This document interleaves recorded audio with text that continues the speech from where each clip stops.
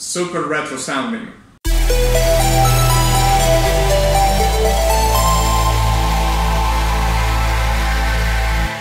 Greetings Wanderer, this is Atlas here and welcome to the Void.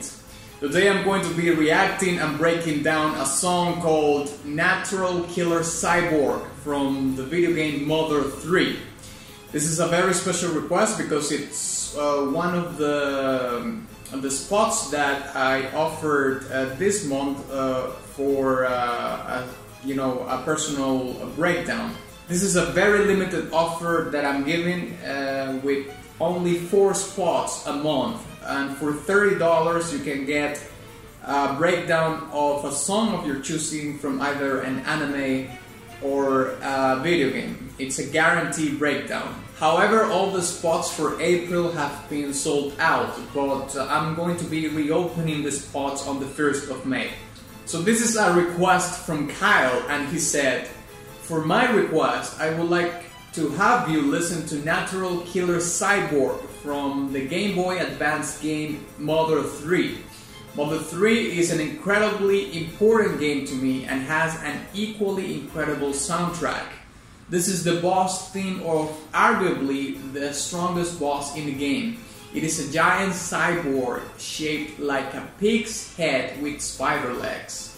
This song also has incredible remixes online. For fun, I would recommend checking Gamel's remix of this theme on his YouTube channel. I hope you enjoy.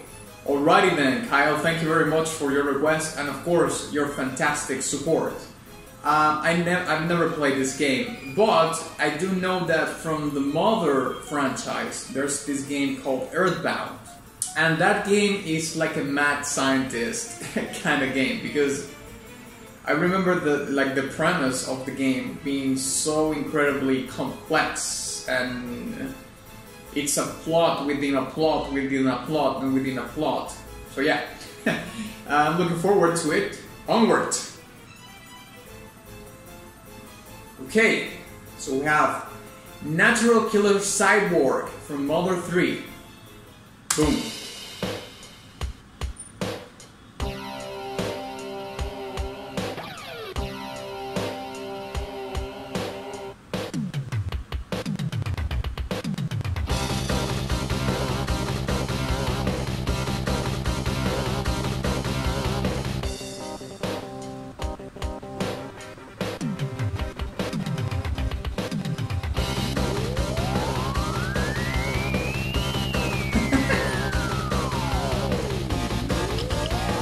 Super retro sounding.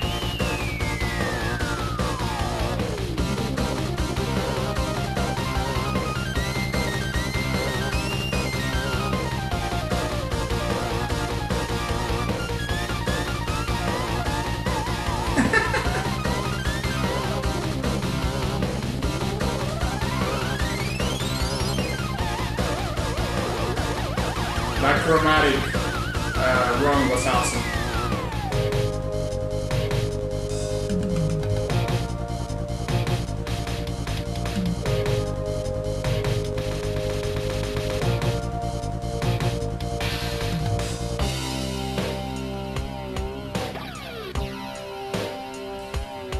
The big scratches from the guitar in the MIDI engine are so funny.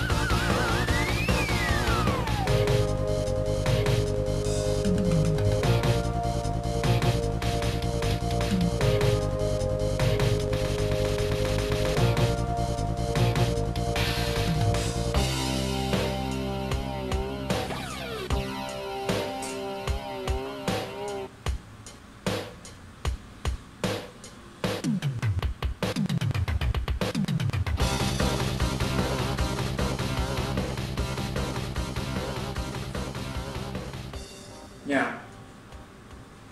I'm supposed to look now, of course. Yeah, there we have it. Okay, I think this might be probably like the most retro sounding soundtrack that I've done in the channel so far, because maybe the most retro one that I did before this one was the Final Fantasy VII original soundtrack, not the remake but the original game.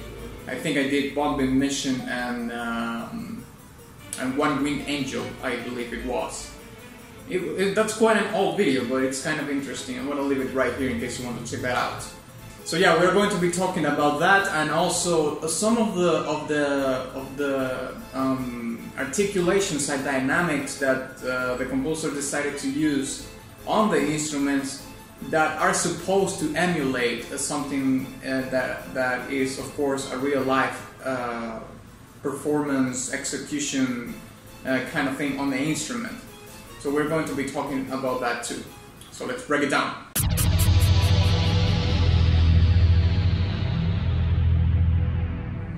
Okay, so in this particular breakdown, I would like to start by talking a little bit about the MIDI interface, you know, what the whole MIDI thing is.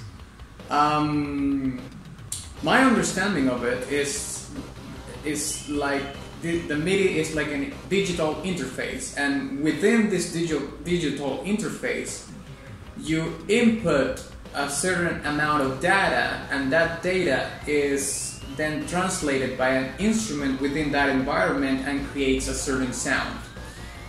Now, previous to my breakdown, I was talking about some sort of MIDI engine or MIDI chip, you know, sound chip, within the hardware of the Game Boy Advance.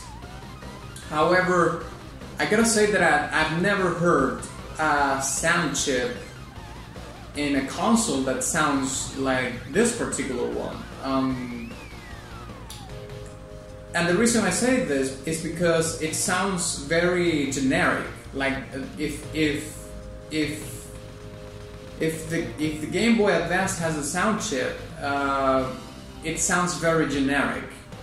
It's like it's not distinguishable from something quite standard that you would hear in a keyboard or in a computer or something like that, you know. Now, if the Game Boy Advance has a sound chip, it would be something probably extremely simple, you know, something like bare bones, just to have it there. They probably did this to save money, you know, to be able to sell the portable console at a better price and so on and so forth. But if that's not the case, it's the MIDI environment, you know, the interface is probably emulated by software or something like that, you know. It doesn't even have to be like from the chip, because like if it was from a sound chip, it would sound different, I would say. But you know, they have to, these are the kind of maneuvers that they have to do to be able to sell consoles and portable consoles at an affordable price. They make sacrifices in some things to be able to get something better in other instances. So yeah, the digital interface here is very, very generic, you know. It's very poor, I would say, in terms of the sound. But, you know, it also has this nostalgic, romantic feel to it when you play your favorite games in such a crappy sounding interface that you, as time progresses, you just don't care so much about that anymore, and you actually remember the good times that you had, regardless of the quality of the sound of the whole thing, you know. That has happened to me with other video games too. So now I would like to build more upon that premise of the technology and what the engine or the interface is trying to emulate in terms of real performance, execution-based techniques and so on and so forth on the instruments, because I think that's the most interesting part about this whole track. Because otherwise, I believe that the song is very standard. You know, it has a very standard rock riff with a very standard drums. You know, I don't think there's something very outstanding or that highlights, in my opinion, about the composition or the track itself. I think it's very simple. The keyboards, however, have some really shining moments here and there. For example, that chromatic run that I was talking about on some of the execution performance things that I'm going to be explaining later. Certainly spice up a little bit the composition, but otherwise I would say it's a little bit simple, and you could say even generic for boss battles especially. But regardless of that, I think that there is very interesting things happening in the way the interface works and what it's trying to emulate, because I think I haven't talked about this in all the breakdowns, given of course the nature of this soundtrack that sounds very retro.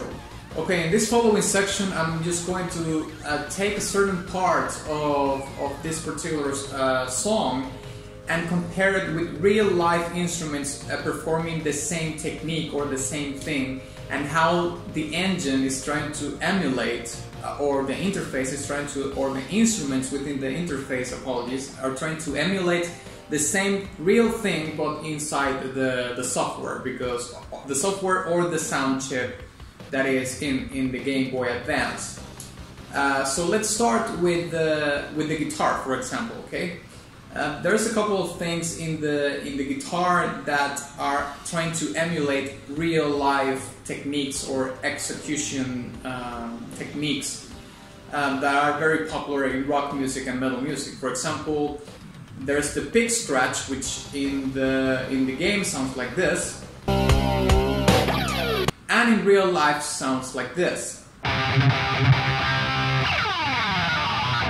You also have the whammy bar on the guitar, which creates this wobbly sound, kind of sound in the guitar, and you can hear it in the game like this. And in real life you can hear it like this.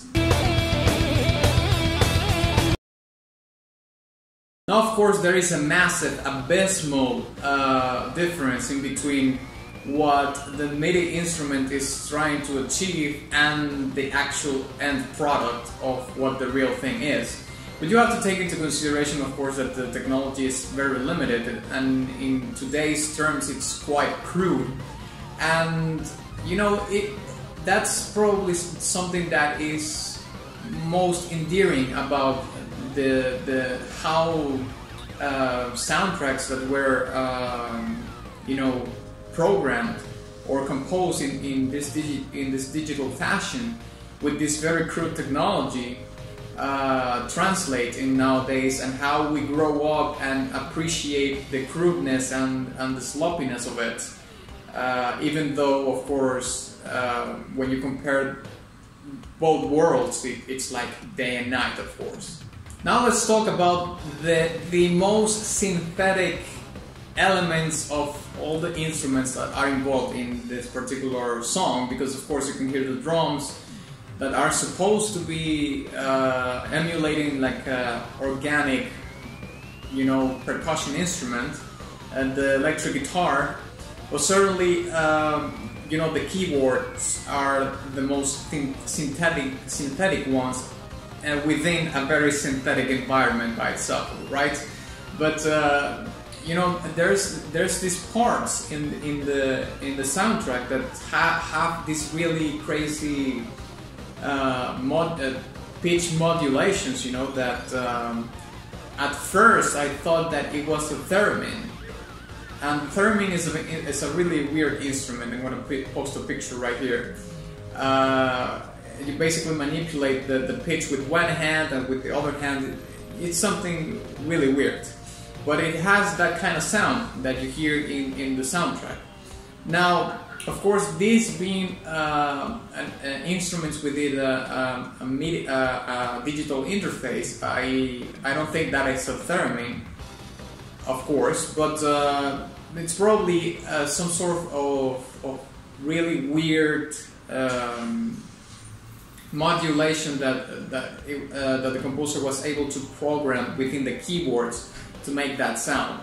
And if we go a little bit further, I think that you know, when you go into sound design for, you know, synthesizers and so on and so forth, you know, you can work with different kind of waveforms, which is basically a visual representation of what you hear, you know, in a spectrum of sound. So I think that really wide pitch modulations that you hear are actually built or designed or based on the sine wave, which is a very common wave that you can see that is like, you know, like that, like little mountains, something like that. So basically, when you increase the pitch or you modulate the pitch of the wave, those mountains become more stretched and more wobbly. So they start to oscillate, I believe it's the term, faster. And that happens when the pitch goes up. So yeah, to finalize my comment, I would say that I really couldn't find something that grabbed me from the actual composition of the song, other than the very cool lead and solo sections that the keyboard had along the song, because the guitar riff and the drums were not particularly interesting, or, you know, something that I would highlight as something, you know, particularly grabbing for me. However, I'm going to say that this I really appreciate this request being made, because I think I've never talked so much about, you know, what the MIDI interface is, you know, the instruments that are involved in it, and talk about probably more technical elements of what the music is, but at the same time how that translates in terms of technology of that time and how it affects us as video game players, and how the crudeness and the primitive aspect of the technology carries on within us in the experience of playing our favorite video game. So yeah, I think I'm gonna give this track a bronze badge, because I couldn't really find anything particularly interesting or something that I could latch upon or rely upon for me to really liking this track, other than the keyboards, leads and the solos here and there. So yeah, thank you very much for watching this video. If you enjoyed it, please give it a like and share it with your friend. Also, please don't forget to visit my Patreon in case you want to sway the influence towards what I'm going to be breaking down next. It's starting at $1. Also, my Ko-fi profile in case you want to make a one-time contribution. My Ko-fi store in case you're interested in one of these limited amount breakdowns that I'm offering for $30. And my Teespring shop in case you want to purchase merch and all that jazz. And of course, ex nihilo nihil fit.